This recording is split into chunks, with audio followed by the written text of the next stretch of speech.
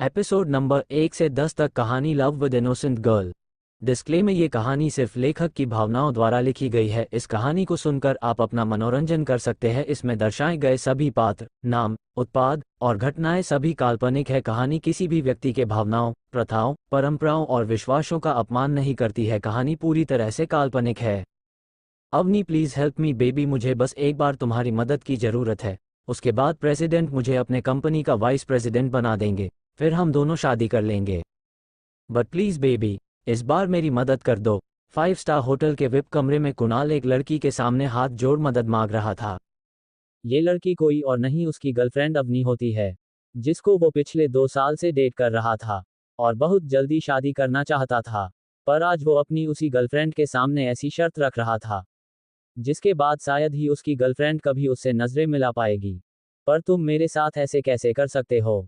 तुमने तो कहा था यहाँ हम दोनों तुम्हारे मोम डैड से मिलने वाले हैं, और अब तुम मुझे किसी और के साथ सोने के लिए कह भी कैसे सकते हो? अवनी कुणाल को अपने से दूर धक्का देते हुए उसको गुस्से में देखते हुए बोलती है। अवनी के लिए ये सब कुछ एक्सेप्ट कर पाना बहुत था। वो जिससे प्यार करती थी वही आज उसकी बोली लगवा रहा है। अवनी कुणाल को बचपन से जानती थी, वो उसका पड़ोसी हुआ करता था, वो उसको बचपन से पसंद करती थी, पर बाद में उसने ही कुणाल को प्रपोज किया था। वो पिछले 2 साल से डेट कर रहे थे और आज कुणाल ने उसे यहाँ अपने मम्मी पापा से मिलाने के लिए बुलाया था। बेबी प्लीज मेरी हेल्प करो, इसके बाद मैं तुमसे प्रमिस्ड करता हूँ, शादी कर लूंगा। बस एक रात की ही बात है, तुम्हें बस वही करना है जो प्रेसिडेंट तुमको करने के लिए बोले। कुणाल वापस एनवी के पास आ उसके हाथों को पकड़ गिड़गिड़ाते हुए बोला, मैं ऐसा कुछ नहीं करने वाली। मैं तुम जैसे इंसान पर भला अब विश्वास भी कैसे कर सकती हूँ, जो अपने एक फायदे के लिए अपनी ही गर्लफ्रेंड को अपने बॉस के साथ सोने के लिए बोल रहा है। मैं सोच भी नहीं सकती थी तुम ऐसे होगे।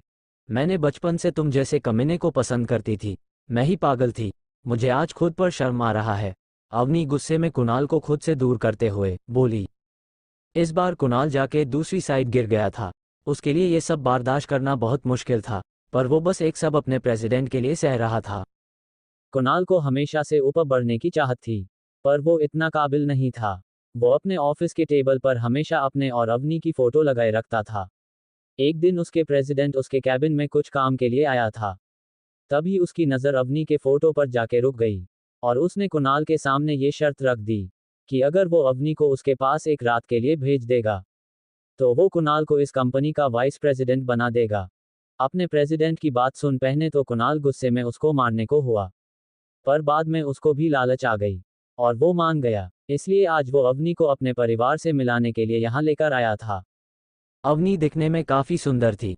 वो बहुत आसानी से किसी को भी अपने तरफ आकर्षित कर सकती थी, बिना कोई मेहनत किए। उसको उस काम के लिए कुछ ज्यादा कोशिश भी नहीं करना पड़ता। आज उसकी खूबसूरती ही उसके इस हाल की वजह बन गई। कुणाल को धक्का मार अवनी रोते हुए वहां से बाहर की ओर भागने लगी, पर उसके पैर लड़खड़ा रहे थे। ऐसा लग रहा था जैसे उसे ड्रस दिया गया था। ये देख कुणाल गुस्से में अपने टाई खोल आगे बढ़ा और बाहर जाती अवनी को पीछे से पकड़ कमरे में वापस खींच बिस्तर पर फेंक देता है और अपने टाई की मदद से उसके दोनों हाथों को आपस में जोर बांध देता है। ये तुम क्या कर रहे हो? दूर हटो मुझसे, मैं तुम्हारी बात कभी नहीं मानने वाली। कुणाल को इस तरह उसके साथ जबरदस्ती करते देख अवनी गुस्से से उसके तरफ चिल्लाते हुए बोली, बेबी प्लीज रिलैक्स, ऐसे करके तुम खुद को ही हार्म कर रही हो। ये प्रमोशन मेरे लिए बहुत जरूरी है। आई जस्ट होप तुम मुझे समझ सको। मैं प्रोमिस्ड करता हूँ जब हमारी फ्यूचर में शादी होगी तो मैं तुम्हारे और प्रेसिडेंट के बीच आज जो कुछ भी होगा वो सब भूल जाऊंगा। फ्यूचर में हमारे बीच इस बात के लिए कोई बहस नहीं होगा। इतना बोल कुणाल अवनी के ड्रेस की कोट खोल देता है। सॉरी अवनी, तुम चिंता मत करो, तुम्हें कुछ करने की जरूरत नहीं। मैं तुम्हें सक ऐसा ड्रग्स दिया है जिससे तुम्हारी बॉडी अपने आप रिएक्ट करेगी जो भी वो चाहती है। इतना बोल कुणाल अवनी को अपनी गोद में उठा बिस्तर से नीचे उतर बाहर की ओर निकल गया। कुणाल अपने रूम से बाहर निकल सामने वाले रूम के तरफ बढ़ा और अवनी को वहां जाते ही बिस्तर पर पटक देता है। नहीं, प्लीज तुम मेरे साथ ऐसा नहीं कर सकते। अवनी अपने आंखों में आंसू लिए गिड़गिड़ाते हुए बोली, आई एम सॉरी बेबी, पर ये मैं हमारे फ्यूचर के लिए लड़ रहा हूँ। कुणाल अवनी के हेड पर किस कर उसके आंसू पोंछते हुए बोला, I love you Avni, thank you for helping me this time. इसके बाद सब ठीक हो जाएगा। इतना बोल कुणाल उठा और कमरे के चारों ओर देखा। वो कमरे में अकेले थे। ये देख वो वहां से बाहर निकलते ही अपने फ़ोन में से प्रेसिडेंट का नंबर निकाल कुणाल फ़ोन लगाते हुए बोला, सर मैंने अपना काम कर दिया। ठीक है सर, मैं होटल में आपका इंतज़ार कर रहा हूँ। इतना बोल कुणाल ने फ़ोन रख दिया और कॉरिडोर में घूमने लगा। रुक में अवनी रोए जा रही थी। उसको समझ नहीं आ रहा था वो अब क्या करे।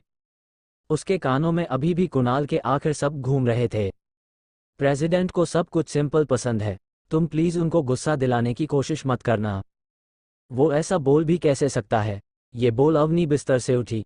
उसने गेट की तरफ देखा जो अभी भी खुला था, क्योंकि कुणाल वहीं से वो उसके ऊपर नज़र रखे हुआ था। अवनी धीरे से आगे बढ़ी, तभी उसको लिफ्ट की गेट खुलती सुनाई दी। कुणाल उधर देख रहा था।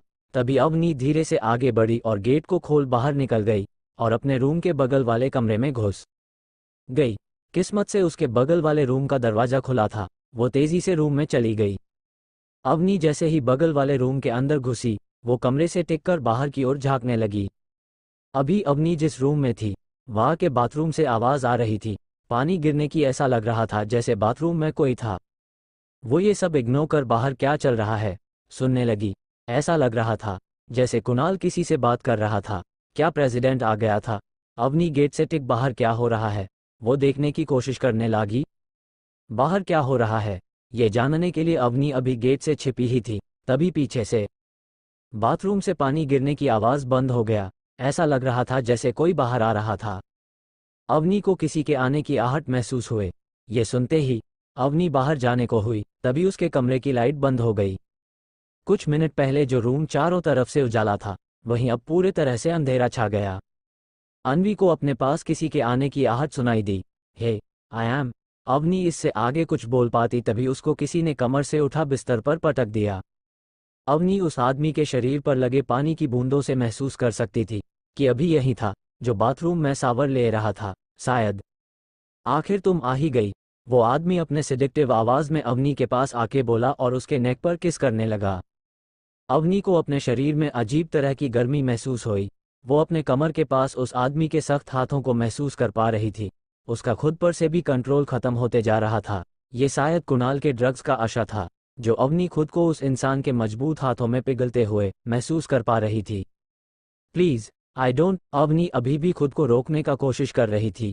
वो उस आदमी को रोकने की कोशिश कर रही थी, तभी उस आदमी ने अवनी के गर्म होठों पर अपने ठंडे होठ रख दिया। प्लीज़ डोंट रिफ्यूज़ मी। वो आदमी इतना बोल अवनी फिर से किस करने लगा। वो अपने आप को रोक नहीं पा रहा था। Let me see you. वो आदमी अवनी को किस करते हुए रुक अपने साइड में जाके लाइट ऑन करने की कोशिश करने लगा। नहीं, उस आदमी को लाइट ऑन करते देख अवनी उसके हाथों को पकड़ रोक देती है। बाहों के दरमियान दो प्यार मिल रहे हैं, बाहों के दरमियान दो प्यार मिल रहे हैं। जाने क्या बोले मन डोले सुन के बदन धड़कन बनी जुबां, बाहों के दरमियान दो प्यार मिल रहे हैं। बाहों के दरमियान दो प्यार मिल रहे हैं, जाने क्या बोले मन डोले सुन के बदन धड़कन बनी जुबां, बाहों के दरमियान खुलते बंद होते लबों की ये अनकही, खुलते बंद होते लबों की ये अनकही मुझसे कह रही है कि बढ़ने दे बेखुदी। मिल यूं की दौड़ जाए नस नस में बिजलियां, बाहों के दरमियान दो प्यार मिल रहे हैं। जाने क्या बोले मन डोले सुन के बदन धड़कन बनी जुबां, बाहों के दरमियां। आसमां को भी ये हंसी राज है पसंद, आसमां को भी ये हंसी राज है पसंद। उलझी उलझी सांसों की आवाज़ है पसंद, मोती लुटा रही है सावन की बदलियां। बाहों के दरमियान दो प्यार मिल रहे हैं, बाहों के दरमियान दो प्यार मिल रहे हैं। जाने क्या बोले मन। उसी समझ आ गया था अभी वो इस रूम में किसी की सब्स्टिट्यूट है। अवनी खुद को अपने बॉयफ्रेंड द्वारा बेचे जाने से अच्छा किसी को अपने आप को गिफ्ट करना ज़्यादा बेहतर समझ रही थी। इसलिए वो आगे बढ़ी और उस आदमी को अपने करीब वापस खींच उसे किस करने लगती है। वो आदमी उसके ऐसे करने से पहले तो चौंक जाता है, फिर अपने चेहरे पर एक छोटी मुस्कान लिए उसका साथ देने लगता है। सुबह के 4 बजे अवनी की नींद खुली तो वो अपने बगल में किसी आदमी की पीठ से सोई हुई पति है। खुद की और उस आदमी के कपड़ों की हालत देख वो समझ जाती है कि अभी अभी उनके बीच क्या कुछ हुआ होगा। वो तेज़ी से बाथरूम की तरफ भागती है और जल्दी से अपने कपड़े पहन वो बाथरूम से बाहर निकल जाती है। जाते वक्त उसने मुड़ कर भी एक बार अपने साथ सोए आदमी का चेहरा देखना जरूरी नहीं समझी। होटल के बाहर निकलते ही अवनी खुद को रोने से नहीं रोक पाती, वो वहीं सड़क पर बैठ रोने लगती है। सुबह के वक्त था, कबीर जैसे ही उठा उसके चेहरे पर एक खुशी थी। वो जैसे ही अपने बगल में देखा वहाँ कोई नहीं था। ये देख वो दौड़कर बाथरूम के तरफ भागा। उसी वहाँ पर भी कोई नहीं दिखा। ये सोच वो वापस अपने कमरे में आया। अपने बिस्तर की हाल देख वो ये बात पक्का यकीन से कह सकता था कि कल रात उसके साथ जो कुछ भी हुआ वो सपना नहीं था, वो कल रात हकीकत में किसी के साथ था। अभी वो ये सब सोच ही रहा था, तभी उसके फ़ोन की रिंग बजी। ऐसा लग रहा था जैसे अभी किसी ने उसको कुछ मैसेज भेजा था। Hey Kabir, I am sorry why यार, I been thinking for a long time but I still can't be with you, I am sorry, I love you, bye. Kabir अपने फ़ोन में आए मैसेज को देखा। वो एक बार फ़ोन की मैसेज को देखता तो दूसरी बार अपने मैसी बेड पर लगे लाल निशान को देख वो समझ सकता था कल रात वो किसी ना किसी के साथ था, पर किसके साथ, यही सोचते हुए वो बेड पर बैठकर कल रात के बारे में सोचने लगा। 7 साल बाद एयरपोर्ट पर। भाई भाई आप इतने धीरे क्यों हो, जल्दी आओ। एक प्यारी सी बच्ची एयरपोर्ट के बाहर निकलने के जल्दी में अपने भाई से तेज भागते हुए बोली। भाई भाई आप इतने धीरे क्यों हो, जल्दी आओ। एक प्यारी सी बच्ची एयरपोर्ट के बाहर निकलने के जल्दी में अपने भाई से तेज भागते हुए बोली। जनवी, क्या तुम धीरे नहीं चल सकती? तुम्हें दिखता नहीं मोम अभी भी हमारे पीछे है? एक छोटा का लड़का उस लड़की को पीछे से डांट लगाने वाले अंदाज में बोलता है। एयरपोर्ट से 2 बच्चे बाहर निकलते दिखे। वो लड़की प्यारी से गुड़िया जैसे थी। उसके हाथों में कैमरा था। ऐसा लग रहा था वो अपने आसपास के वातावरण के पिक्चर्स क्लिक करने के लिए काफी ज्यादा एक्साइटेड थी। वहीं उसके पीछे एक छोटा सा लड़का था। वो भी दिखने में किसी गुडे से कम नहीं था। अभी वो अपनी बहन के पीछे भागते हुए उसे डांट लगाए जा रहा था। एक प्यारी सी बच्ची अभी एयरपोर्ट पर दौड़ लगाए जा रही थी, वहीं उसका छोटा भाई उसके पीछे पीछे भागे जा रहा था। कितने सुंदर बच्चे हैं, क्या ये जुड़वा है? ये बच्चे कितने प्यारे हैं। आश ये बच्चे मेरे होते। उद्धरण चिन्ह। उन दोनों बच्चों को ऐसे एक दूसरे के पीछे भागते देख आसपास के लोग बातें करने लगे। वो बच्चे हैं ही इतने प्यारे कि कोई भी उसने नजरें नहीं हटा पा रहा था। उनको ऐसे भागते देख एक लड़की आके उस प्यारी से बच्ची को एक गुब्बारा पकड़ा देती है। थैंक यू दीदी, आप बहुत प्यारी हो, मुझे लगता है इसलिए भैया आपको पसंद करते हैं।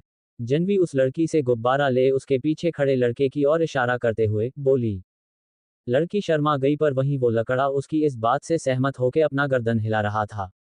उस औरत की आवाज सुनते ही वो लड़का अपनी बहन को उस लड़की से दूर कर अपने हाथ कर लेता है, जो अभी भी एक अनजान से बातें किया जा रही थी।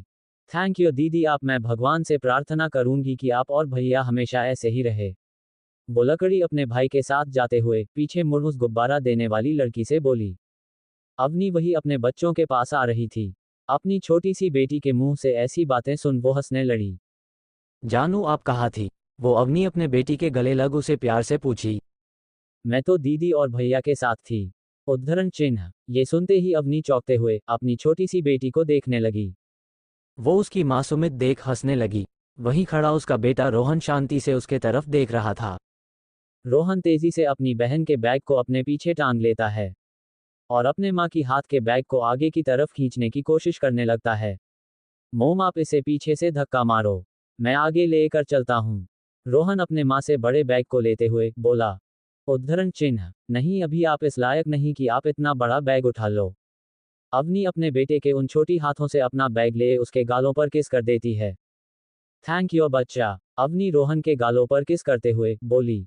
मम्मी, मम्मी जानू को भी अपने गालों पर किसी चाहिए। जनवी अपने मोम को अपने भाई के गालों पर किस करते हुए देख बोली। ओके बेटा, मम्मी आपको भी किसी देगी। इतना बोल अवनी अपनी प्यारी सी बेटी के गालों पर किस कर देती है। अपने माँ से किस लेने के बाद जानवी अपने भाई के तरफ मुंह बना दिखने लड़ी। भाई, क्या आपको अभी और भी किसी चाहिए? नहीं, मुझे तुम्हारी गीली किसी की कोई जरूरत नहीं। रोहन अपने बहन के तरफ से मुंह फेर आगे की ओर देखने लगा। अपने बच्चों को ऐसे हंसते मुस्कुराते देख अनवी की चेहरे पर मुस्कान आ गई। वो सोच भी नहीं सकती थी कि अगर वो उस रात प्रेसिडेंट के साथ बिताती तो अभी तक उसके साथ क्या हुआ होता। वो अपने मन में उस आदमी को थैंक यू बोलती थी, जिसको उसने उस दिन खुद को सौंप दिया था। क्या यही अपना घर है, जहां आप पहले रखती थीं? रोहन अपने आसपास बने बड़े बड़े बिल्डिंग की ओर देखते हुए रोहन अपनी मॉम से पूछा। अवनी अपने बच्चे के इस प्रश्न के जवाब में सिर्फ अपना सिर हिला देती है। अपनी बेटी का हाथ पकड़ अवनी आगे की ओर बढ़ी और सामने लगी टैक्सी में से एक में अपना सामना रख उसमें बैठ गई। मम्मी, अब जब हम आपके होम टाउन में आ गए हैं, तो क्या आप हमें हमारे डैड से मिला सकती हो? टैक्सी में बैठने के कुछ देर बाद ही जानवी अपनी माँ की ओर देखते हुए पूछती है। अपनी बेटी की ये बात सुनते ही अवनी डर गई। वो अभी लंदन से वापस इसलिए आ गए थे क्योंकि उनके पास अब पैसे नहीं था। वो अब जहाँ आके एक अच्छा सा जॉब देखना चाहती है, ना कि अपने बच्चों के पिता से मिलना। पर वो ये बात अपने बच्चों को कैसे समझाए? यही सोच घबराहट में अवनी खिड़की के बाहर देखने लगी। मुझे आइसक्रीम खाना है। टैक्सी से बाहर लगे आइसक्रीम के ठेले की ओर देखते हुए जानवी अपनी माँ से बोली। अवनी टैक्सी रुकवा अपनी बच्चों को लेके नीचे उतरती है, पर उसकी बेटी उसका इंतजार किए बिना ही आइसक्रीम वाले के पास भाग जाती है। अपनी बेटी की भागते ही हिलते पेट को देख अवनी के चेहरे पर एक मुस्कान आ जाती है। मम्मी, आप चिंता मत करो, मैं अपनी छोटी बहन को सब कुछ सिखा दूंगा कि वो अगली बार से ऐसी कोई बातें ना किया करे जिसे आपको तकलीफ हो। रोहन अपनी माँ के सामने आते हुए बोला। मम्मी, आप चिंता मत करो, मैं अपनी छोटी बहन को सब कुछ सिखा दूंगा कि वो अगली बार से ऐसी कोई बातें ना किया करे जिसे आपको तकलीफ हो। रोहन अपनी माँ के सामने आते हुए बोला। ओह माय बेबी, आप कितने स्मार्ट हो। क्या आपकी मामा आपको फिर से किस कर सकती है? खुद के लिए अपने बेटे को इतना परेशान होते देख अवनी उसके सिर से बालों को ठीक करते हुए देख बोली। नहीं, क्या आपने ये नहीं कहा था कि हमें एक दिन में एक ही किस करना चाहिए? वही हमारे लिए काफी होगा है। रोहन अब खुद को बड़ा मानता था। उसको अब ये बिल्कुल पसंद नहीं आ रहा था कि उसकी माँ उसको ऐसे किस करना चाहती है। आइसक्रीम खाने के बाद वो लोग फिर से घर के लिए निकल गए। वहीं जानवी अभी भी अपनी मम्मी से वहां से बिल्डिंग्स, रोड्स और सड़कों के बारे में पूछे जा रही थी। उससे अलग रोहन खिड़की से अपनी सीर लगा बाहर की चीजों को देखता रहा। कुछ देर बाद वो एक घर के बाहर रुके। ये घर उसके चेहरे भाई ने उसको आज ही रहने के लिए दिया, बदले में अवनी को बस उस घर की देखभाल करनी थी। Wow mom, this house is so beautiful. क्या ये हमारा नया घर है? क्या अब से हम यही रहेंगे? इतना बोल जानवी अपने मोम का जवाब सुन बिना रूम के अंदर भाग गई। घर का दरवाजा खोलते ही जानवी अपने भाई को बुलाने लगी। भाई जल्दी आओ और यहाँ देखो क्या है। जानवी अपने भाई को अंदर की ओर बुलाते हुए बोली। अपनी बहन की बात सुनते ही रोहन भी अपने नए घर को देखने की चाह में उसके पीछे भागा। तभी उसने देखा पीछे से उसकी माँ टैक्सी से अपने सामना निकाल घर की ओर बढ़ाने लगी। मम्मी रुको रुको, आप, मैं हेल्प करता हूँ। ये बोल रोहन बैग उठाने की कोशिश करने लगा। नहीं बेटा, इसकी कोई ज़रूरत नहीं। तुम देखने नहीं ये कितना कम है। मैं इनको आशनी से आगे बढ़ा सकती हूँ। तुम जाओ अपनी बाहर के साथ खेलो, मैं ये कर लूँगी।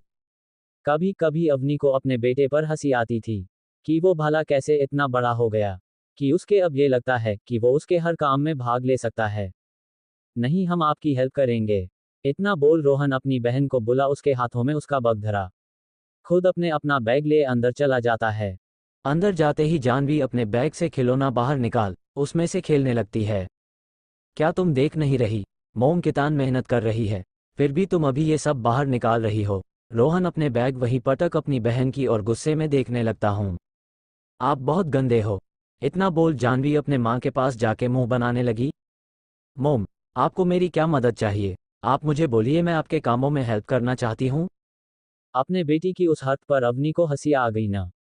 आज पूरा दिन इतना काम करने से अवनी के चेहरे पर थकान होना चाहिए था, पर ऐसा नहीं था। वो अभी भी एनर्जेटिक फील कर रही थी अपने दोनों प्यारे बच्चों की वजह से। नहीं, आप जाओ खेलो, मम्मी सब कर लेगी। अवनी अपने बेटी के गालों को टच करते हुए बोली। अवनी का आज का पूरा दिन अपने घर की साफ सफाई में बीत गया। वो शाम को तैयार हुए मार्केट जाने के लिए, तभी उसकी नज़र उसके बच्चों पर गई। उसका बेटा अभी पढ़ रहा था, वहीं उसकी बेटी अपने खिलौने से खेल रही थी। रोहन, क्या आप मामा के साथ यहाँ का सुपरमार्केट देखना चाहोगे? जानवी अपने बेटे को ऐसे पढ़ते देख उससे पूछी। नहीं मामा, पिछले 2 वीक से मैंने अपनी स्टडी सही से नहीं की है, इसलिए मैं आज पढ़ना चाहता हूँ। ये बोल रोहन पढ़ने लगा। अपनी बेटे की ये बात सुनते ही अनवी सोच में पड़ गई। क्या ये इसके फादर के जीन है? क्योंकि अवनी को याद था वो अपने स्कूल में पढ़ने में उतनी अच्छी नहीं थी। क्या मुझे उसे थैंक यू कहना चाहिए इतने अच्छे और स्मार्ट बच्चों के लिए? अवनी धीरे से बुदबुदाए। बुद्धिमान लोग कहते हैं ज़्यादा पढ़ने से आप पागल हो जाओगे। हो सकता है जब आप बड़े हो तो आपके पास कुछ पढ़ने को ही ना हो। जानवी अपनी माँ और भाई को ऐसे एक दूसरे से बात करते देख बीच में बोली। कौन बुद्धिमान लोग? रोहन अपनी बहन की ओर घूरते हुए बोला। मैं और कौन? अपनी बहन की ये बात सुनते ही रोहन गुस्से से उसकी तरफ देखने लगा। वहीं अवनी के चेहरे पर एक मुस्कान आ गई। वो उठी और अपने बेटी को लेके बाहर की ओर निकल गई। वहीं उसका बेटा अभी घर में ही रहना चाहता था, अपने स्टडी के लिए। अवनी अपनी बेटी के साथ कार में थी। तभी उसका फ़ोन बजा। घंटी की आवाज़ सुन अवनी ने अपना फ़ोन उठाया। क्या तुम वहाँ पहुँच गई? दूसरी तरफ से उसके भाई की गंभीर आवाज़ आए। जी भाई, मैं वहीं पर हूँ। घर काफ़ी अच्छा है। अभी तो मैं अपने खाने के लिए कुछ सामान लाने जा रही हूँ, सुपरमार्केट से। अवनी अपने भाई को सब समझाते हुए बोली। क्या तुम सच में वहीं रहना चाहती हो? अगर तुम चाहो तो तुम हमारे साथ रह सकती हो। अपने भाई के मुंह से ये सुनते ही अवनी शांत हो गई। उसे याद आने लगा कि कैसे उसके पिता को जब ये बात पता चली थी कि वो प्रेग्नेंट है, तो उन्होंने उसको घर में पड़े कचरे की तरह बाहर फेंक दिया था, उसी अकेला जीने के लिए छोड़ दिया था। ये सब सोचते हुए अवनी के आंखों में आंसू आ गई। क्या मामा को किसी ने कुछ बोला? जो मामा रोने लगी। मामा आप चिंता मत करो, मैं और रोहन भाई जमकर उस बैड अंकल की पिटाई करेंगे। जानवी अपनी माँ के आंखों की आंसू पोंछते हुए बोली। अपने बेटी मुंह से ये सुनते ही अवनी के चेहरे पर एक स्माइल आ गई। कल उसके साथ जो भी हुआ हो, पर आज उसके पास जानवी और रोहन के जैसे क्यूट से बच्चे थे। नहीं भाई मैं ठीक हूँ, थैंक यू पूछने के लिए इतना बोल अवनी के फोन रख दिया और अपनी बेटी की ओर देखने लगी। अवनी अपने बेटी को लेके सुपरमार्केट गई। कुछ ही देर में उन लोगों ने अपने काम की सारी सामान ले ली। सामान ले अवनी अभी पार्किंग के तरफ बढ़ ही रही थी, तभी उसे कुछ याद आया। ओह नो, हमने तो राइस लिया ही नहीं। अवनी अफसोस जताते हुए बोली। आपको नहीं लगता ये सब भैया की गलती है? मामा, अगर उन्होंने लिस्ट बनाया होता तो आज हम इतनी बड़ी गलती नहीं करते। जानवी अपने भाई की चुगली करते हुए बोली। उसका भाई परफेक्ट था, पर वो नहीं, इसलिए वो अपने भाई को नीचा दिखाने का कोई भी मौका नहीं जाने देना चाहती थी। अपनी बेटी के इतना बोलते ही अवनी उसके तरफ देखने लगी। अगर वो अपने बेटे को इसके बारे में पहले बोली होती तो उसका बेटा उसको ये पूरे हफ्ते याद दिलाते रहता। ये सब अवनी की गलती थी, ना कि उसके बेटे की। मामा अगर आप चाहे तो आप दुकान से जाके राइस ला सकती है। मैं यही अच्छे बच्चे की तरह अपना और अपने सारे सामना की देखभाल करूंगी। जानवी अपने माँ को ऐसे परेशान होते देख बोली। पर बदले में आपको मुझे बहुत सारी चॉकलेट्स देनी होगी। जानवी अपनी माँ की ओर मुस्कुराते हुए देख बोली। अपनी बेटी की ये बात सुन अवनी को हंसी आ गई। उसकी बेटी चॉकलेट्स के लिए कुछ भी कर सकती है। अभी भी उसके हाथों में चॉकलेट्स के बगीचे थे, फिर भी उसको और चाहिए था। अवनी को अपनी बेटी की ये बात सही लगी। वो उसके गालों पर पिंचकर उसके आसपास सभी सामान के थैले रख देती है और मार्केट की ओर बढ़ जाती है। अवनी वहां से बाहर निकल गई। वहीं जानवी खड़ी थी। अचानक से उसके बगल में एक ब्लैक कलर का कार आके रुका, जिसमें से दो लोग बाहर निकले, एक लकड़ी और एक लड़का। लड़की निकलते ही आगे बढ़ गई। वही लड़का कार से कुछ ढूंढ रहा था। अगर ये कार यही रही तो मामा पार्किंग से अपनी कार कैसे निकाल लेगी? उसको तो काफी प्रॉब्लम होगा। ये सोच जानवी कार की ओर बढ़ी। हेलो हैंडसम अंकल, क्या आप अपनी कार दूसरी साइड पार्क कर सकते हैं? क्योंकि आपके कार के वजह से मेरी मामा को प्रॉब्लम होगा हमारे कार को निकालने में। अपने सामने खड़ी छोटी बच्ची के मुंह से इतना मीठा शब्द सुन कबीर उसके तरफ देखने लगा। वो उस बच्ची को घुरे जा रहा था। अंकल क्या आपको पता है, आप मेरे भाई रोहन से ए भी ज्यादा हैंडसम दिखते हो। उस आदमी को ऐसे चुप देख जानवी फिर से उसको मुस्कुराते हुए बोली। जानवी की ये बात सुनते ही कबीर के चेहरे पर मुस्कान आ गई। वो आगे बढ़ उस लड़की की गालों को पिंच करते हुए बोला। क्या मैं सच में आपके भाई से ज्यादा हैंडसम हूँ? कबीर जानवी की ओर झुकते हुए बोला। जी अंकल, आप मेरे भाई से ज्यादा हैंडसम हो। उनकी ये बात सुन कबीर मुस्कुराने लगा। तभी सामने से जो उसके साथ वाली लड़की गई थी, वो वापस आ गई। कबीर तुम अब तक यही हो? वो लकड़ी आते ही कबीर से बोली। हेलो आंटी, मैं यहाँ हैंडसम अंकल से कुछ बातें कर रही थी, इसलिए वो यही फंस गए। कबीर के कुछ बोलने से पहले ही जानवी समीरा से बोली। और तुम ऐसी क्या बातें कर रही थी? कबीर से। समीर गुस्से से जानवी की ओर घूरते हुए बोली। क्योंकि एक तो कबीर उसके वजह से यहाँ फंस गया था, जिसके वजह से उसे वापस आना पड़ा, और दूसरी वो बच्ची उसको आंटी बोल रही थी। क्या तुम्हें बच्चों से सही से बात करने नहीं आता? कबीर समीरा को ऐसे बात करने से रोकने के लिए बोला। मुझे आता है सही से बात करना, पर इस लड़की को शायद नहीं। इतना बोल समीरा जानवी की और मुड़ी और उससे गुस्से में पूछी। क्या तुम्हें लगता है तुम्हारी माँ एक अच्छी ड्राइवर है? क्योंकि मुझे तो ये नहीं लगता। आंटी मेरी मॉम बहुत अच्छी ड्राइवर है, आपको पता होना चाहिए। जानवी को भी गुस्सा आ रहा था, पर वो अपने माँ की वजह से चुप थी, क्योंकि उसकी माँ ने पहले ही बोल दिया था कि वो यहाँ कोई ड्रामा नहीं करेगी। तुम इतनी बदतमीज क्यों हो? कबीर समीरा से गुस्से में बोला। तुम्हें मैं बदतमीज लगती हूँ? और इस छोटी बच्ची का क्या? समीरा कबीर को जानवी की ओर इशारा करते हुए बोली। कबीर समीरा को इग्नोर कर अपने कार में बैठ उसको साइड में लगा देता है। थैंक यू हैंडसम अंकल, भगवान फ्यूचर में आपको एक बहुत ही खूबसूरत गर्लफ्रेंड देगा। जानवी कबीर को अपने पास आते देख उससे बोली। उसकी ये बात सुन कबीर हंसने लगा, पर वहीं खड़ी समीरा गुस्से से उसके तरफ घूरने लगी। क्या तुमने मैं खूबसूरत नहीं लगती? समीरा जानवी की हाथों को पकड़ के गुस्से में बोली। समीरा, दूर हटो बच्ची से, ये बोल कबीर समीरा को उस जानवी से दूर कर देता है।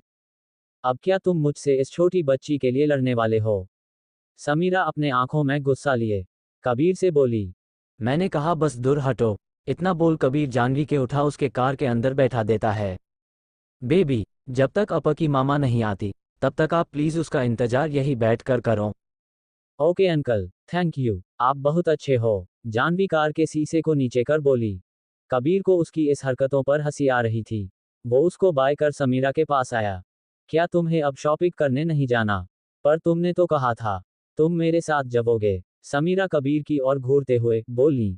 तुम कोई बच्ची नहीं, जाओ और अपना काम करके आओ। इतना बोल वो साइड में चला गया। समीरा गुस्से में जानवी की ओर देखी। उसका मन था कि वो अभी इस बच्ची के गालों पर 2 तमाचे जरे, पर अपने सामने कबीर को देख वो रुक गई और गुस्से में वहां से निकल गई। अवनी अभी दुकान में थी, पर उसका पूरा ध्यान बाहर खड़ी उसकी बेटी पर था।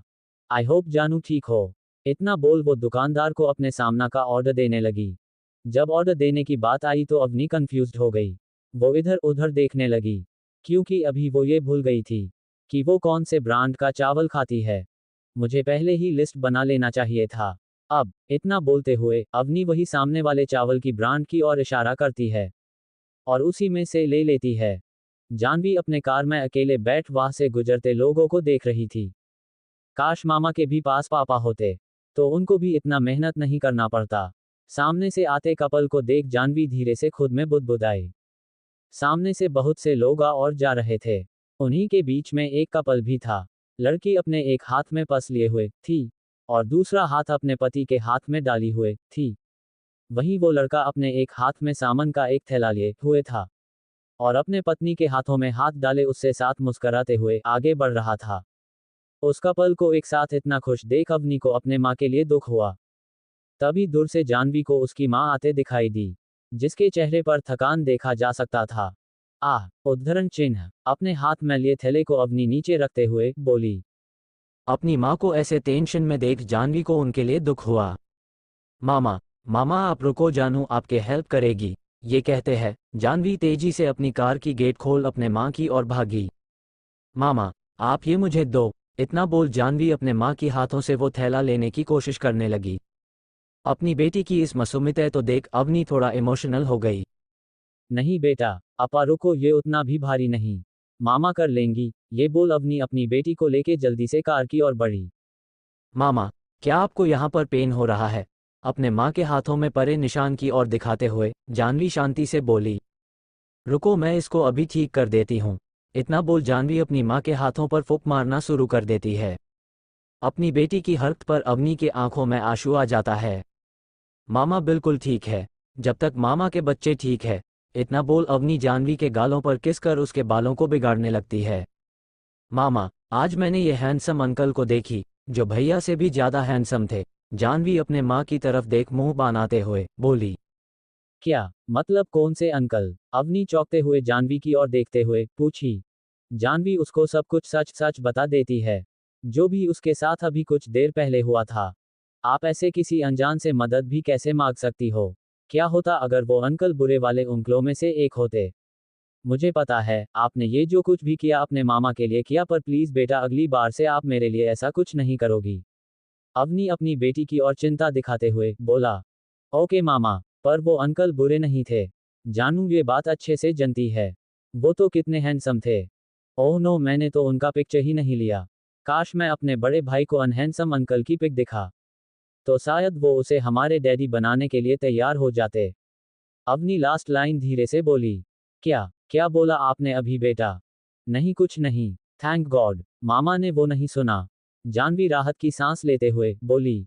वो लोग घर पहुंचे। भैया, भैया ये कहते हुए वो चिल्लाने लगी।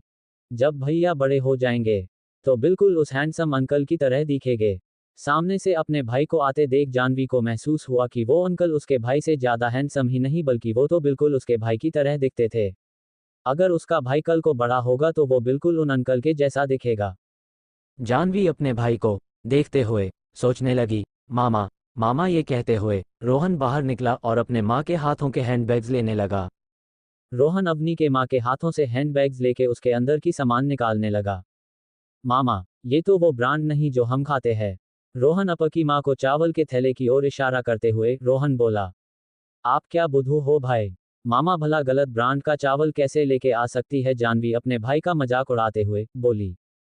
अपने बेटी के मुंह से ये बात सुन अवनी इधर उधर देखने लगी, क्योंकि उसको भी इस बात का शक था। तुम बेवकूफ़ हो, मैं नहीं, ये वो चावल नहीं जो हम खाते हैं, रोहन पूरे यकीन के साथ बोला।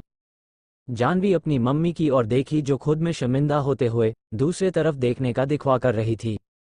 मतलब मामा भी गलती करती है, ये बोल जानवी हंसने लगी। क्या मैं इस वापस कर दूं?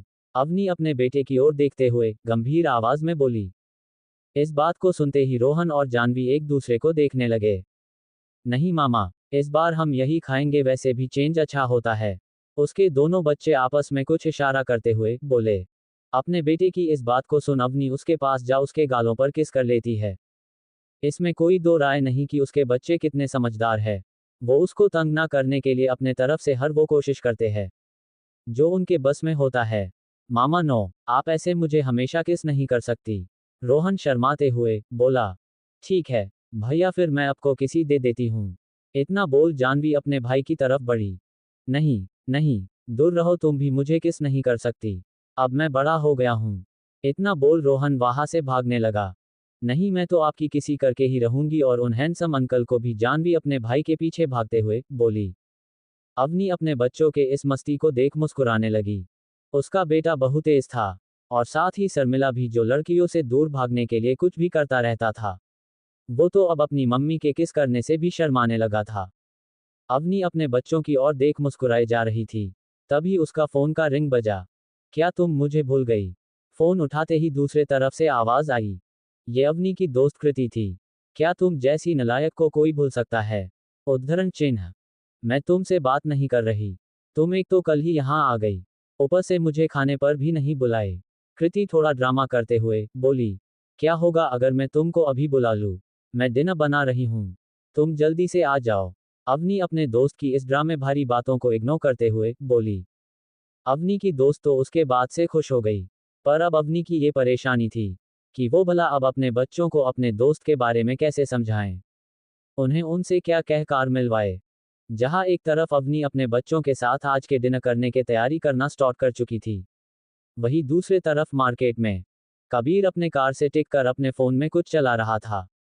तभी उसने देखा समीरा दूर से अपने हाथों में दो बड़े बड़े थैले लेकर आ रही थी। कबीर, ये देखो मैंने कितना कुछ खरीदा है। समीरा अपने हाथों के बैंक की तरफ इशारा करते हुए बोली। अच्छा है, कबीर बिना उसके तरफ देखे बोला। समीरा को गुस्सा तो बहुत आ रहा था, पर वो अपने गुस्से को कंट्रोल कर कबीर के सामने जा खड़ा होने बोली। तुम देख सकते हो मैंने कितना कुछ खरीदा है, हम दोनों के लिए। तो क्यों ना आज मैं तुम्हारे साथ तुम्हारे घर चलूं, फिर हम वहीं पर साथ में कुक करेंगे। समीरा अपने चेहरे पर मुस्कान लाते हुए बोली। कोई जरूर नहीं। कबीर समीरा के बातों को सुन सीधे उसको मना कर देता है और उससे दूर हटकर अपने कार की गेट खोलने की कोशिश करने लगता है। तभी उसकी नज़र उसके कार की गेट पर लगे नोट पर जाती है।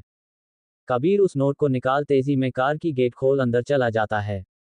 हैंडसम अंकल, थैंक यू मेरी मदद करने के लिए। आप बहुत अच्छे हो और मुझे लगता है आप उतनी ही अच्छी लड़की डिजर्व करते हो। मुझे नहीं पता आपके लाइफ में कोई पार्टनर है कि नहीं है, पर अगर नहीं है तो मैं आपको अपना डैड बनाने के लिए तैयार हूँ। आप चाहें तो मेरी मम्मी से शादी कर सकते हैं। अगर आप सिंगल है तो यहाँ पर आए। उसके बाद उसके अवनी के घर का एड्रेस था। ये पढ़ते ही कबीर अपनी हंसी कंट्रोल ना कर सका और जोर से हंसने लगा। वो जानवी को अपने सामने ये सब बोलते हुए महसूस कर सकता था।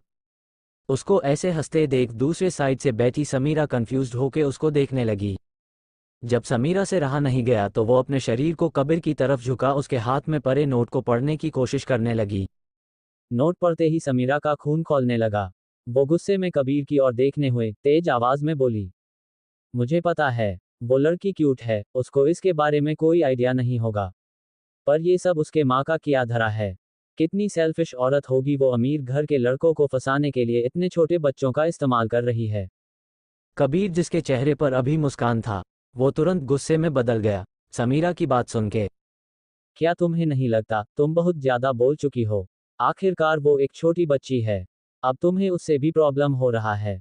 कबीर समीरा की ओर देखते हुए गुस्से में बोला, वो बच्ची है, पर उसकी माँ नहीं। वो अपने छोटी सी बच्ची का फायदा उठा रही है, अमीर लोगों को फंसाने के लिए। इससे हमें साफ पता चलता है उसकी माँ कितनी गलत है, वो कितनी लालची है। और क्या तुम्हें नहीं लगता तुम अब हद से ज्यादा बोल रही हो? कबीर गुस्से में समीरा की ओर देखते हुए बोला। उसके इस गुस्से को देख समीरा अपने शीट पर शांति से बैठ गए, क्योंकि वो कबीर को ज्यादा गुस्सा नहीं दिलाना चाहती थी। साइड से मुड़ के समीरा ने कबीर के हाथों में लिखे फोन नंबर को अपने मोबाइल में सेव कर लिया।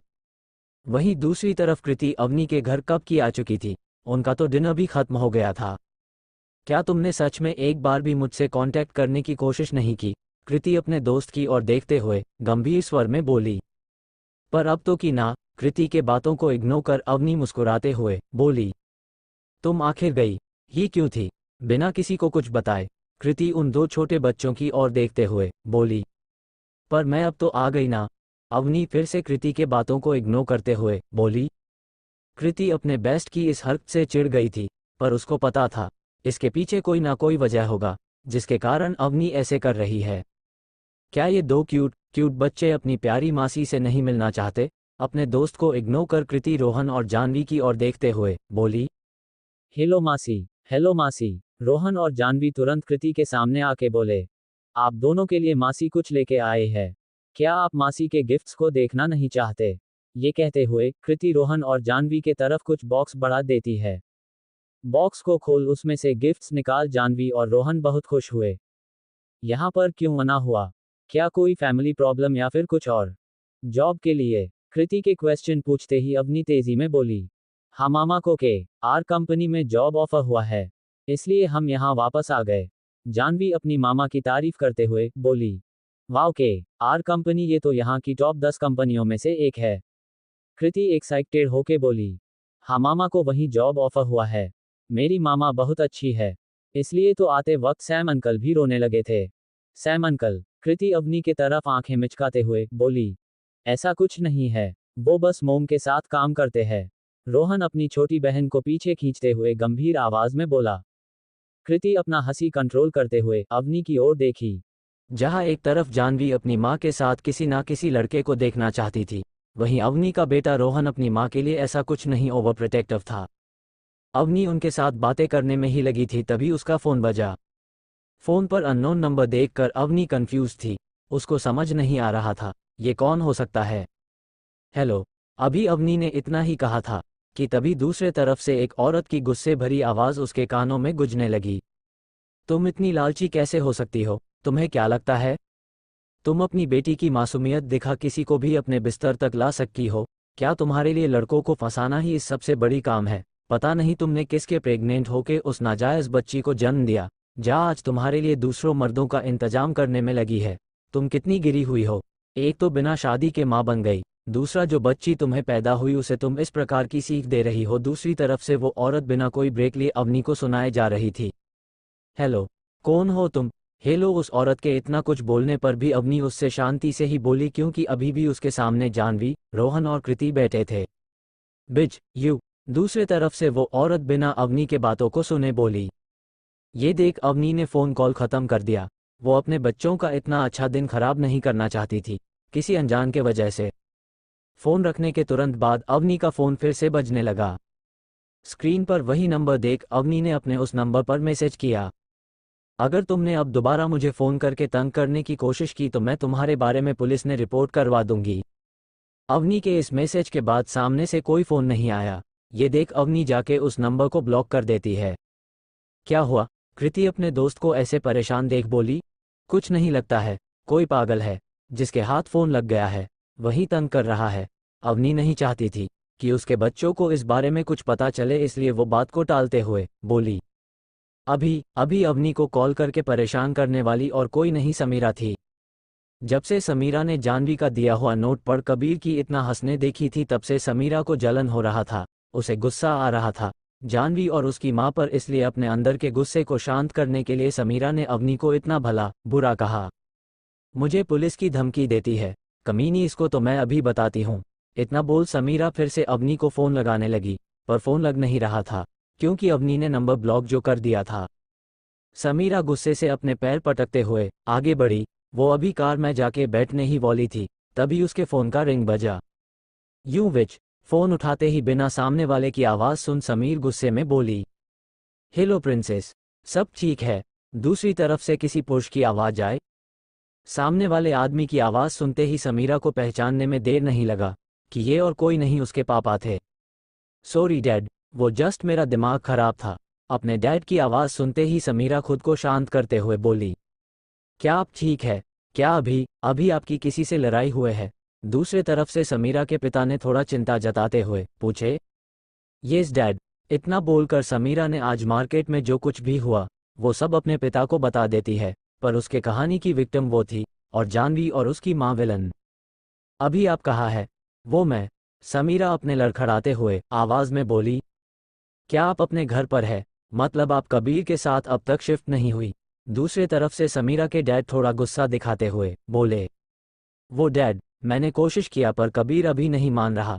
समीरा क्यों करती, वो कोशिश तो करती ही थी पर समीरा अब उसको एक्सेप्ट नहीं कर रहा था। क्या आप इन सब फालतू बातों से आगे बढ़कर कुछ अच्छा नहीं कर सकती? आपको पता होना चाहिए आज कबीर के पास कितना पैसा और पावर है।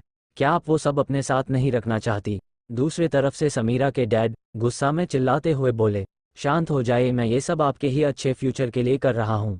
अगले वीक मैं एक टेंडर भर रहा हूँ, आप कोशिश। इससे आगे अभी वो कुछ बोल पाते तभी उनको रोकते हुए समीरा बोली, डैड, आपको मेरी बिल्कुल परवाह नहीं ना। आप अपने बिजनेस के लिए मेरे साथ कुछ भी कर सकते हो। इतना बोल समीरा अपना फ़ोन पटक देती है। सुबह का वक्त था। अवनी जल्दी ही उठकर अपने बच्चों के लिए नाश्ता बनाने के लिए चली गई। वहीं उसके बच्चे काफी तेज थे। वो दूसरों बच्चों की तरह नहीं थे जो पूरा टाइम अपने पेरेंट्स को परेशान किया करते हैं। भाई, मैं मामा को ब्लाइंड डेट पर भेजना चाहती हूँ, एक हैंडसम आदमी के साथ।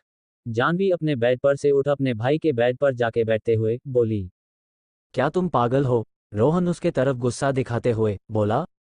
नहीं, पर मैं अपनी मामा के लिए एक हैंडसम सा आदमी ढूंढना चाहती हूँ। और अपने लिए डैडी। जानवी अपना मुंह फुलाते हुए बोली। तुम पागल हो गई हो? मम्मी जब सैम अंकल को माना कर चुकी है तो उनसे ज़्यादा हैंडसम भला और कहाँ से मिलेगा तुम्हें? रोहन अपनी बहन को चिढ़ते हुए बोला और बाथरूम की ओर जाने लगा। नहीं, वो तो मुझे मिल भी गया है। उद्धरण चिन्ह, क्या मतलब? रोहन उसके तरफ वापस आते हुए बोला। हाँ भाई, मैंने सैम अंकल से भी ज्यादा हैंडसम आदमी ढूंढ लिया है। मामा के लिए वो तो इस दुनिया के सबसे ज्यादा हैंडसम दिखने वाले आदमी है। जानवी अपने भाई के हाथों को पकड़ते हुए अपना एक्साइटमेंट दिखाते हुए बोली। रोहन कुछ समझ नहीं पा रहा था, इसलिए वो बस अपनी बहन को अजीब ढंग से देखने लगा। अरे भैया, मैंने तो आपको बताया ही नहीं। इतना बोल जानवी अपने भाई को कल जो भी सुपरमार्केट में हुआ वो सब बता देती है। जानवी के मुंह से ये सुन रहना रोहन गुस्से में इसके तरफ देखने लगा। तुम इतनी लापरवाह हो भी कैसे सकती हो? क्या होगा अगर वो आदमी कोई चोर या बुरा आदमी हुआ होता? तुमने तो उससे अपना घर का एड्रेस और मम्मी का नंबर तक दे दिया। पर भाई वो अच्छे आदमी थे।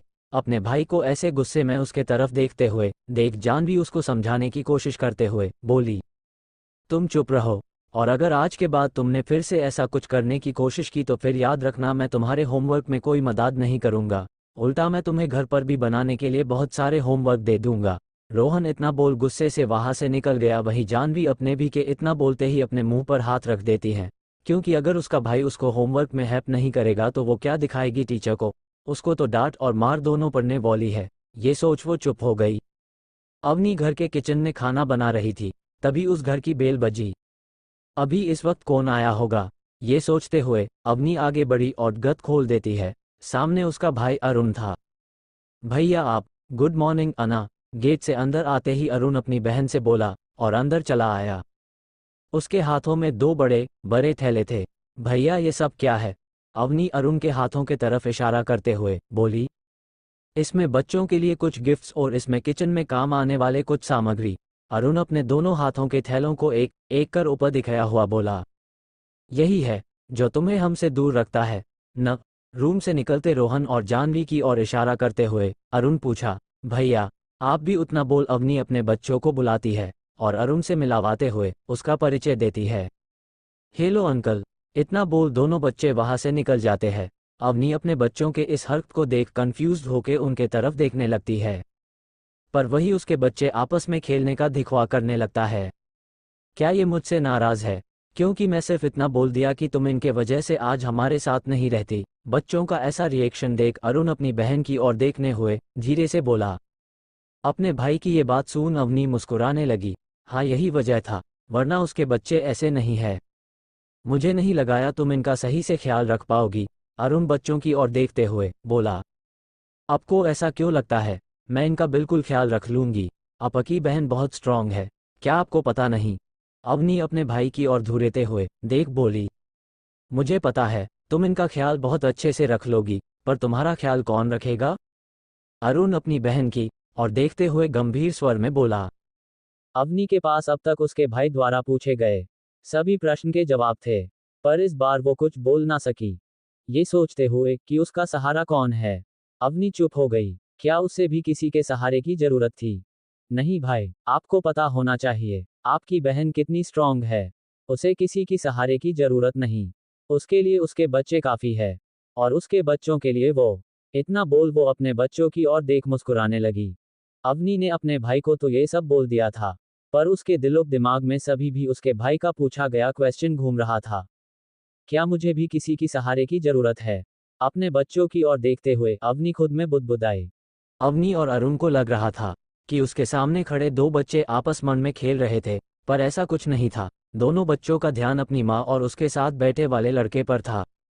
भैया आप देख सकते हो मामा के साथ बैठे वाले अंकल भी वही कर रहे हैं। मामा को किसी के सहारे की जरूरत है। जानवी अपने भाई की ओर जाते हुए धीरे से बोली।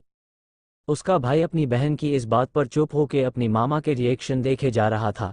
क्यों ना मैं तुम्हें सजा के तौर पर कुछ पढ़ने के लिए दूं? रोहन अपने गुस्से भरी आंखों से जानवी की ओर देखते हुए बोला। नहीं।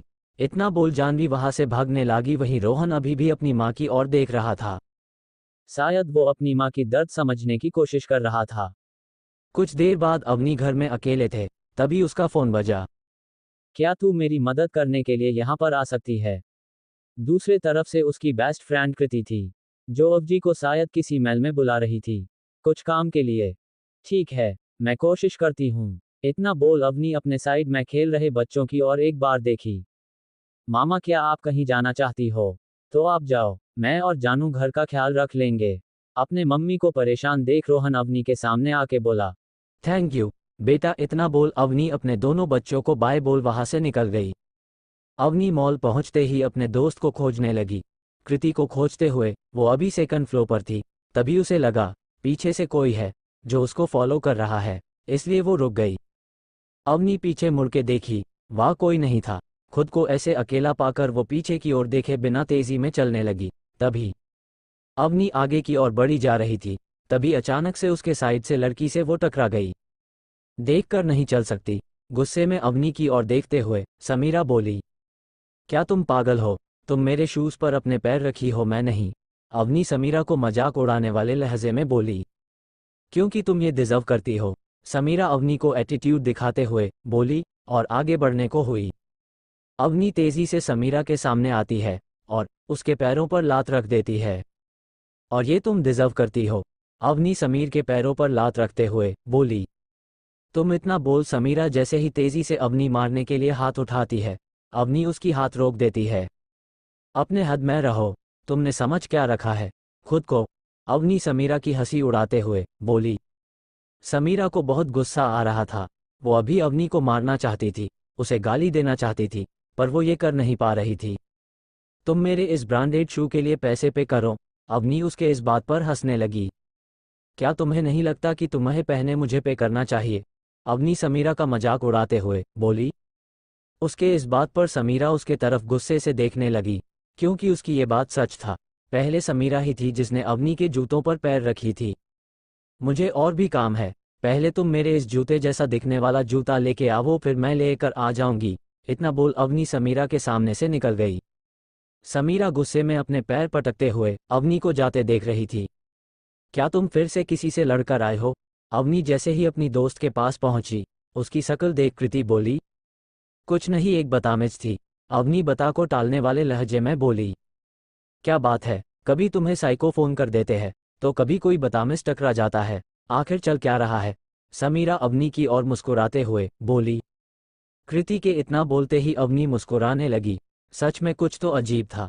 पिछले 2 दिनों से अवनी ऐसे 2 लोगों से टकरा चुकी है। वहीं दूसरी तरफ समीरा गुस्से पार्किंग की ओर पहुंची, जहां एक ब्लैक कार लगी थी। आजकल हर तरफ बदतमीज और अनपढ़ लोग भरे पड़े हैं। समीरा कार में बैठते हुए ही कबीर की ओर देखते हुए बोली।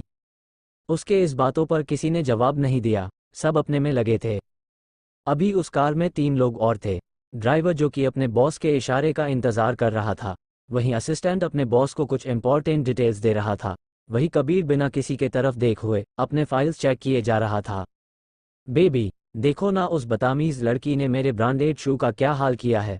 समीरा अपने शू की तरफ इशारा करते हुए कबीर को दिखाती है, पर वहीं कबीर उसके किसी भी बातों का कोई जवाब दिए बिना अपने फाइल देखने में लगा था।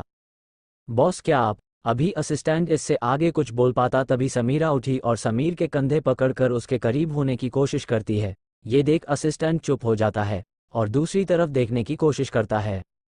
ये क्या ड्रामा है? दूर रहो मुझसे, कबीर गुस्से में समीर को खुद से दूर धकेलते हुए बोला। कार में बैठे असिस्टेंट और ड्राइवर दोनों ने अभी जो कुछ भी हुआ वो देखा था, फिर भी वो दूसरी तरफ देखने का दिखवा करने लगे। समीरा अपना सर झुकाए नीचे रोने लगी, क्योंकि उसको भी पता था यहाँ कबीर के अलावा 2 लोग और हैं जिन्होंने उसकी ये बेइज्जती देखी होगी। बॉस मैं आपसे कल मिलता हूँ, आज का काम हो गया। इतना बोल असिस्टेंट बिना कबीर की ओर देखे उस कार से उतर गया, क्योंकि उसको बहुत अजीब लग रहा था। कार तेजी से सड़क पर दौड़ रही थी, वहीं समीरा अपना सिर नीचे किए रो रही थी और कबीर उसको इग्नोर कर अपने फ़ोन में लगा था। अपने ब्रांडेड शू का बिल क्लियर कर लेना, इतना बोल कबीर ने अपना कार्ड उसके हाथों में फेंक दिया। कबीर ने तो ये काम गुस्से में किया था, पर उसके इस हरकत से भी समीरा को ये लगा जैसे कबीर उसकी केयर अब भी करता है। अपने दोस्त कृति के साथ आज दोपहर का वक्त बिताकर अवनी घर पहुंची, जहां उसके बच्चे अभी पढ़ रहे थे।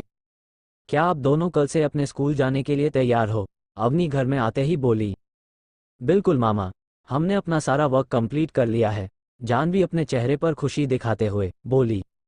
जहां एक तरफ जानवी खुश थी, वहीं रोहन किसी सोच में डूबा था। अवनी के दोनों बच्चे जुड़वा थे, दोनों के बीच सिर्फ 58 सेकंड का फसला था, पर भी फिर दोनों में काफ़ी अंतर था। जहां एक तरफ उसका बेटा जो अपनी बहन से 58 बड़ा था, वो उससे काफ़ी अलग था। रोहन दूसरों बच्चों जैसा नहीं था, उसकी आईक्यू लेवल दूसरों से काफ़ी ज़्यादा था। जितना लोग 1 साल में नहीं पढ़ पाते थे, उतना रोहन 1 महीने में पढ़ लेता था। पर इसका रोहन को कोई घमंड नहीं था, लेकिन इसी वजह से वो दूसरों बच्चों से खुद को दूर रखने की कोशिश करता था। उसके पिछले स्कूल में भी कोई फ्रेंड्स नहीं थे, वो स्कूल में शांत ही रहना पसंद करता था। वहीं उसकी बेटी अपने बड़े भाई की तरह पढ़ने में तेज तो नहीं थी, पर वो एक्स्ट्रा एक्टिविटी में काफ़ी तेज थी। उसको पेंटिंग करने का बहुत शौक था, वो जल्दी ही दोस्त बना लेती थी। उसको दूसरों के साथ घुलने मिलने में बस कुछ मिनट लगता था। अपने बेटे को ऐसे शांत देख अवनी समझ गई, वो कल से स्कूल में कैसे रहेगा इसके ही ऊपर ही सोच रहा होगा। क्या आप दोनों पिज़्ज़ा खाना पसंद करोगे? अवनी अपने दोनों बच्चों के बीच में जाके बैठते हुए बोली और अपने हाथ में रखे थैले में से उनको पिज़्ज़ा निकला कर दे दी। पिज़्ज़ा देखते ही दोनों बच्चे खाने लगे। ये देख अवनी के चेहरे पर मुस्कान आ गई। कल से उसके लिए एक नई शुरुआत थी। जहां एक तरफ उसके बच्चे स्कूल जाने वाले थे, वहीं अवनी ऑफिस। सुबह का वक्त था, अवनी अपने बच्चों के लिए किचन में लंच बॉक्स तैयार कर रही थी। वहीं उसके बच्चे खुद से रेडी हो रहे थे। वो दूसरे बच्चों की तरह स्कूल जाने के लिए ड्रामा नहीं किया करते थे। अवनी ने 2 लंच बॉक्स निकाले, एक में उसके रोटी और सब्जी रख दिया, वहीं दूसरे में पराठा और सब्जी। ये इसलिए था क्योंकि उसका बेटा सादे खाना खाने की शौक रखता था। अवनी खुद तैयार होने अपने बच्चों को नाश्ता करवाकर उनको कार में लेके घर से निकली। करीब 20 मिनट बाद वो एक स्कूल के बाहर थी। ये स्कूल उसके घर से तो पास था ही और ये उसके ऑफिस जाने के रास्ते में पड़ता था, इसलिए अवनी ने अपने बच्चों का एडमिशन यहाँ पर करवाई थी। बाय बेटा, स्कूल के गेट पर से दोनों बच्चों को गेट के अंदर जाते देख अवनी पीछे से बोली। उसके इतना बोलने पर जहां उसका बेटा अपने चेहरे पर एक मुस्कान लिया आगे बढ़ गया, वहीं उसकी बेटी उसको थंब अप का इशारा कर मुस्कुरा रही थी। अवनी उसके इस इशारे पर मुस्कुराने लगी। भले ही घर में जानवी को पढ़ाई में अपने भाई की जरूरत पड़ती थी, लेकिन स्कूल में जानवी ही वो थी जो अपने भाई की मदद किया करती थी, क्योंकि वो किसी से बात नहीं करता था जानवी के सिवा। अपने बच्चों को स्कूल छोड़ अवनी अपने ऑफिस के लिए निकली। ऑफिस के बाहर खड़ी अवनी ने एक बार उस बिल्डिंग को देखा। ये बिल्डिंग उसके आसपास बने सभी बिल्डिंग्स की दुगनी थी। मुझे अपने डिजाइनर डिपार्टमेंट के हेड से मिलना है। ऑफिस में जाते ही अवनी उस ऑफिस के अंदर बैठी रिसेप्शनिस्ट से बोली। रिसेप्शनिस्ट उसका नाम लिखकर तुरंत किसी को फोन लगाती है। फाइनली आप आ गई मिस अवनी। अवनी इंतजार कर रही थी। तभी एक 40-45 साल की उम्र की महिला उसके सामने आके तेजी में बोली, आपके इस ऑफर के वजह से ही मुझे अपने देश आने का मौका मिल रहा था, भला मैं कैसे ना आती। ये बोल अवनी उस औरत से हाथ मिलाने के लिए आगे बढ़ती है। चलिए मैं आपको आपके दूसरे कलीग से मिलावाती हूँ। मिस लीला अवनी को ऑफिस के अंदर ले जाते हुए बोली। सारे लोग काम कर रहे थे, तभी उसके सामने लीला आई और अवनी का इंट्रोडक्शन करवाया सबसे। अवनी दिखने में आज भी वैसी ही थी जैसे वो आज से 7 साल पहले लगती थी। उसको देखकर कोई नहीं बोल सकता था कि वो 2 बच्चों की माँ होगी। ऑफिस में काम करने वाले लड़के तो जब से मिस लीला उसको अंदर लेके आई थी तब से घुरे जा रहे थे। हाय मिस, एक लड़का जिसका नाम विक्रम था और अगर करीब 28-30 के बीच का होगा, वो आगे बढ़ते हुए अवनी की ओर हाथ बढ़ाते हुए बोला।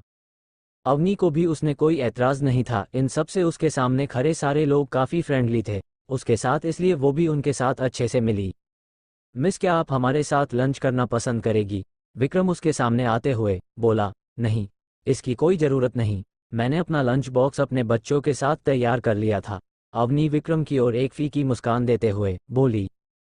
बच्चे, ये सुनते ही उसके सामने खड़ी लड़की तेजी से उसके तरफ आते हुए बोली, हाँ, मेरे 2 छोटे छोटे बच्चे हैं। अवनी को कोई फर्क नहीं पड़ता था कि दूसरे उसके बारे में क्या सोचते थे, पर वो अपने बच्चों को दुनिया से छुपाने के बारे में सोच भी नहीं सकती थी। वो इस बात पर प्राउड करती थी कि वो रोहन और जानवी जैसे 2 मासूम बच्चों की माँ है। जहाँ एक तरफ लड़कियां उसके इस बात से एक्साइटेड होके उसके पास आ उसके बच्चों के बारे में पूछने लगी, वही लड़कों को तो जैसे सदमा लग गया था। वो भूत बनकर खड़े थे। विक्रम अपने आप को कोसे जा रहा था कि भला वो ये पूछने आया ही क्यों। अगर वो ये प्रश्न कुछ दिनों बाद पूछता तो कम से कम उसका दिल तो आज नहीं टूटता ना। तुम्हारे सच में 2 बच्चे हैं? एक लड़की अवनी के दोनों हाथों को पकड़ते हुए बोली। हाँ, क्यों तुम्हें विश्वास नहीं? रुको मैं तुम्हें उनका फ़ोन तो दिखाती हूँ। इतना बोल अवनी अपना फ़ोन निकाल उसमें से रोहन और जानवी का पिक्चर दिखाने लगी। कितने क्यूट बच्चे हैं, इनकी माँ तो मैं भी बनने के लिए तैयार हूँ, उसके सामने वाली लड़की खुशी से बोली। उसके इस बात पर सभी मुस्कुराने लगे, पर वहीं खड़े विक्रम अभी भी शांत था। वैसे तुम्हारे हस्बैंड क्या करते हैं? वहीं खड़ी दूसरी लड़की बोली। उसके इस प्रश्न को सुन अवनी सुन हो गई। उसको समझ नहीं आ रहा था वो इस बात का क्या जवाब दे। जहां वो अपने बच्चों के बारे में बोलकर प्राउड फील करती थी, वहीं उन बच्चों के पिता के बारे में सुनते ही उसका मुंह बंद हो जाता था। उसके चेहरे के उतरे रंग देख विक्रम के चेहरे पर एक चमक आ गई। उसे उम्मीद की एक किरण नजर आई। वो इतना बोल वो चुप हो गई। तुम्हें थोड़ा काम में ध्यान देना होगा, वरना हमारी बॉस तुम्हें यहां से निकाल देंगे। अवनी के चेहरे के उतरे रंग को देख मिस लीला समझ गई कि ऐसा कुछ है जो अवनी सबको बताना नहीं चाहती, इसलिए वो उसको सबसे बचाते हुए बोली। क्या मतलब? अवनी शॉक्ड होके मिस लीला की ओर मुड़ी।